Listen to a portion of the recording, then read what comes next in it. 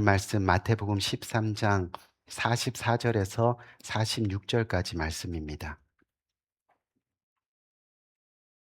천국은 마치 밭에 감추인 보화와 같으니 사람이 이를 발견한 후 숨겨두고 기뻐하며 돌아가서 자기의 소유를 다 팔아 그 밭을 사느니라. 천국은 마치 좋은 길을 구하는 장사와 같으니 다 같이 극히 극히 값진 값진 진주 진주 하나를 하나를 발견함에 발견하며 가서 가서 자기의 자기의 소유를 소유를 다 다 팔아 팔아 그 그 진주를 진주를 사느니라. 사느니라. 아멘. 오늘 새해 들어서 복음 세 번째 시간을 가지는데 이 복음 시리즈 세 번째 시간으로 한번 따라할까요? 보물을 발견하다, 보물을 발견하다. 발견하다. 이 보물을 발견하다라는 제목을 가지고 여러분들과 함께 은혜를 나누려고 합니다. 이 바라기는 이번 복음 말씀 시리즈를 통해서 우리 모두가 다시 한번 우리의 믿음을 견고히 다지는 그런 복된 시간이 되시기를 주님의 이름으로 간절히 권면드립니다. 아멘. 혹시 여러분들 앞에 지금 당장 이 100불짜리 지폐 한 장과 10불짜리 지폐 한 장이 떨어져 있다고 한번 가정해 봅시다. 여러분들은 두 지폐 중에 어느 지폐를 주우시겠습니까? 물론 둘 다 줍겠죠. 그렇죠? 둘 다 줍겠죠. 하지만 하나만 주어야 한다면요. 우리는 당연히 이 100불짜리 지폐를 주울 겁니다.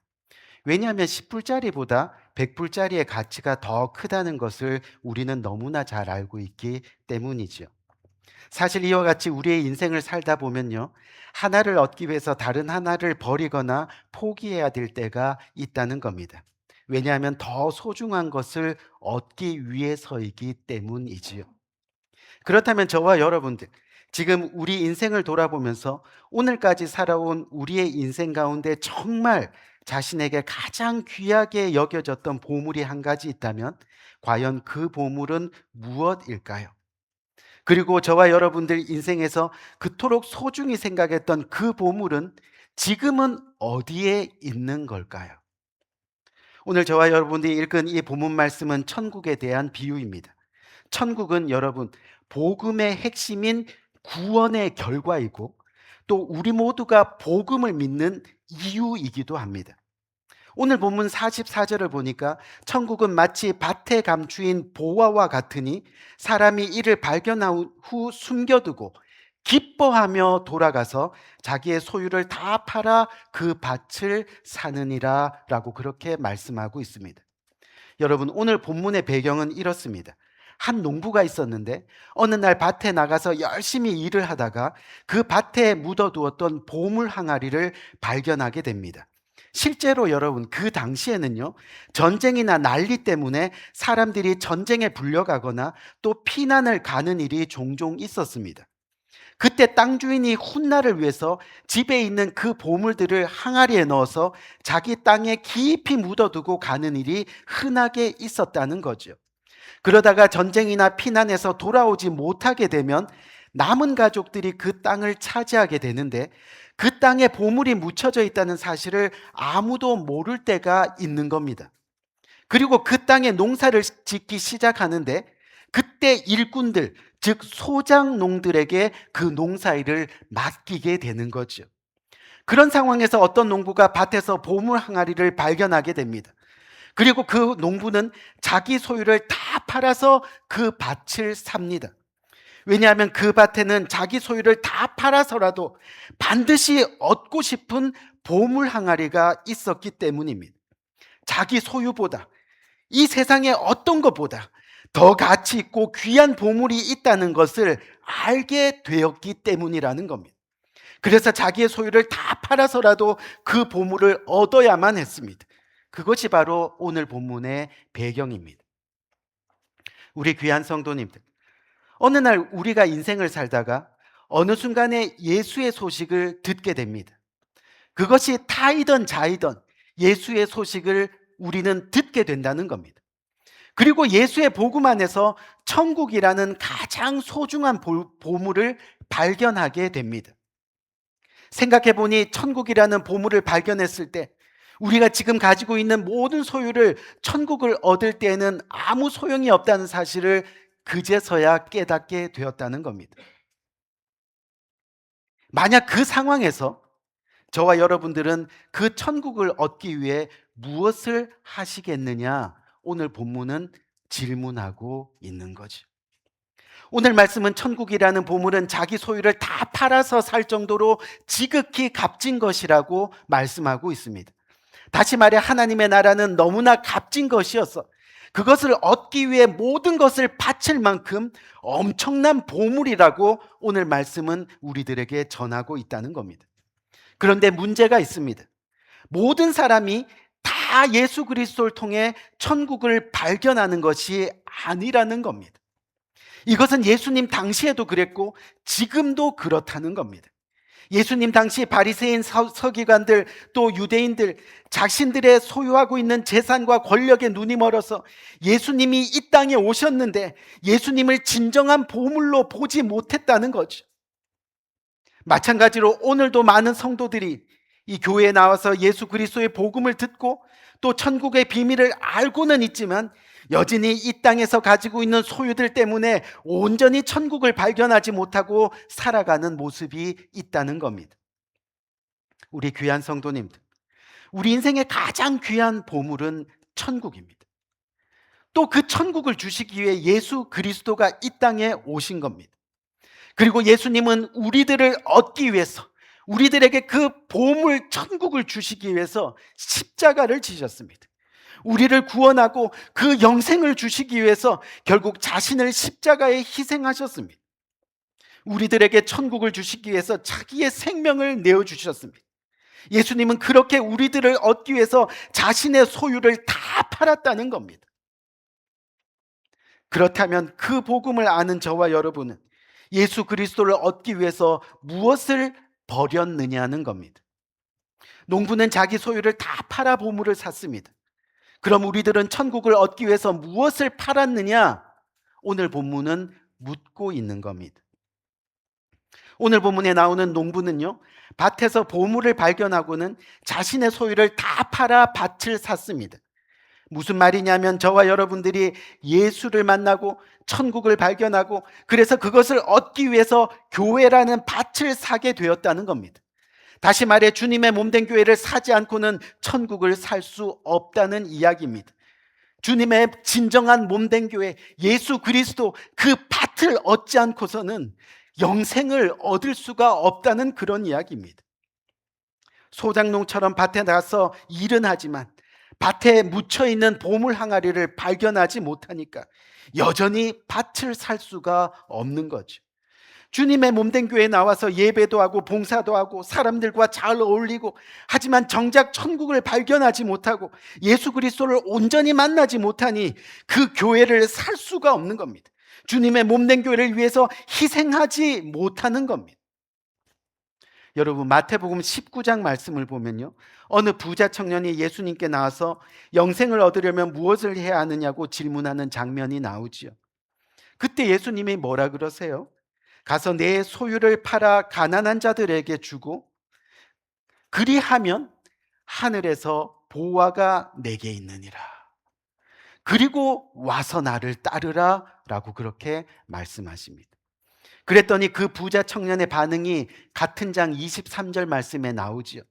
재물이 많음으로 이 말씀을 듣고 근심하며 가니라. 근심하며 가니라.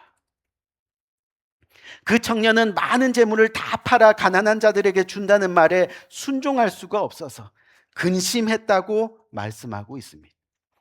하지만 사실 예수님께서 그 부자 청년에게 재산을 다 팔아서 가난한 자들에게 주라고 하신 것은요, 그 부자 청년은 재물을 하나님보다 그 재물을 예수님보다 더 귀히 여겨서 결국 재물 때문에 예수님을 따르지 못하고 있다는 것을 주님은 아셨기 때문입니다. 그래서 정말 자신의 소유를 다 팔아야 된다는 것이 아니라 자신의 소유가 하나님보다 더 큰 후상이 되어서는 안 된다는 것을 말씀하고 계시는 거죠. 그런데 그렇게 재산을 다 팔아서, 즉 하나님의 몸된 교회를 위해 헌신하면서 주님을 따라가면 우리가 어떻게 된다고 주님은 말씀하고 계십니까? 바로 하늘에서 보화가 내게 있느니라 말씀합니다. 즉 이 보화가 바로 천국이라는 겁니다. 재물을 최우선 가치로 여기는 그 청년에게는 천국에 들어가는데 항상 이 재물이 장애물이 되었습니다. 그래서 예수님은 그 장애물들을, 그런 우상들을, 하나님보다 더 소중히 여기는 것들을 제거하고 하나님 나라를 그렇게 값지게, 값을 치르라, 희생하라, 헌신하라 말씀하고 계시는 겁니다. 즉 예수님을 얻으라는 겁니다. 그 십자가를 지고 자신을 부인하고 따르라는 겁니다. 그렇게 하기 위해서 교회 밭을 자신의 것으로 만들라는 겁니다. 인색하지 말고 헌신과 희생을 게을리하지 말라고 말씀하고 계시는 거죠. 여러분, 우리가 길을 가다가도 10불짜리를 하나 주우면 어때요? 굉장히 기쁩니다. 야, 오늘은 정말 일진이 좋구나. 하물며 우리가 보물 항아리를 얻게 된다면 얼마나 기쁘겠느냐는 거죠. 오늘 본문에서 보물을 발견한 사람은 어떻습니까? 기뻐합니다. 보물을 발견하고는 너무 기뻐합니다. 다시 말해 이처럼 천국 보화를 발견한 사람은 자연스러운 반응이 뭐예요? 기쁨이라는 겁니다. 단순히 감정적으로 기쁨이 아니라 마음에서 우러나오는 기쁨이라는 거죠. 여기서 우리는 우리 자신들에게 이러한 질문을 해야 합니다.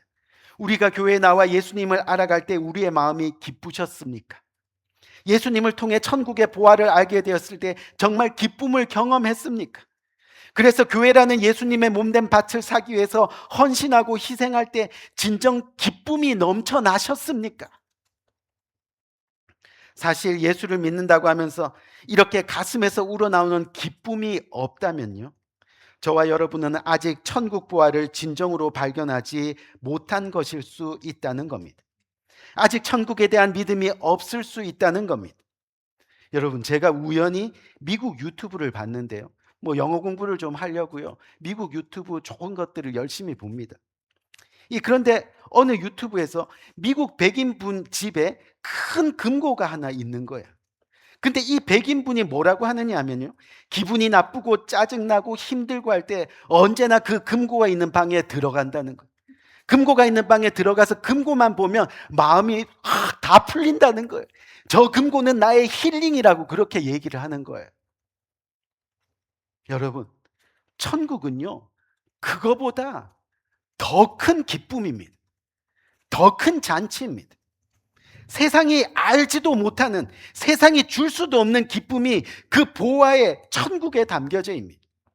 하물며 그 천국이라는 보화를 하늘에 심어 두셨다면 기쁨으로 살아가야 되지 않겠느냐는 것.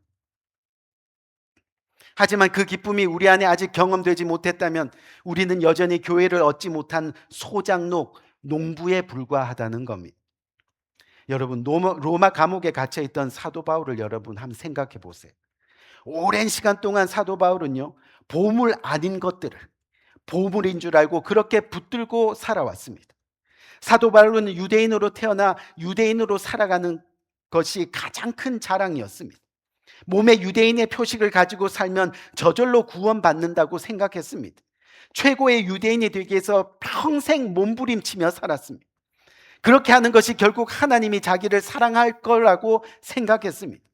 하나님이 자기와 함께 할 거라고 생각했습니다. 그래서 기독교인들을 박해했습니다. 그것이 하나님의 일을 하는 것이고 그것이 하나님이 주시는 인생 보화를 누리며 사는 것이라 믿었습니다.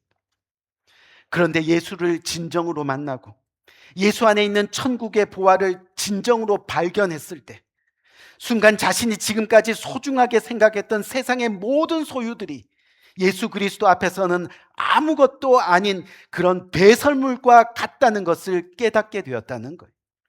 그래서 사도 바울이 뭐라고 고백해요? 내가 가진 그 모든 것을 배설물로 여김은 예수 그리스도를 얻기 위함이라. 예수 그리스도를 얻기 위해서 내가 이 세상에 가진 이 모든 것들, 이것이 바로 배설물과 같다라고 고백하고 있습니다. 여러분 생각해 보세요.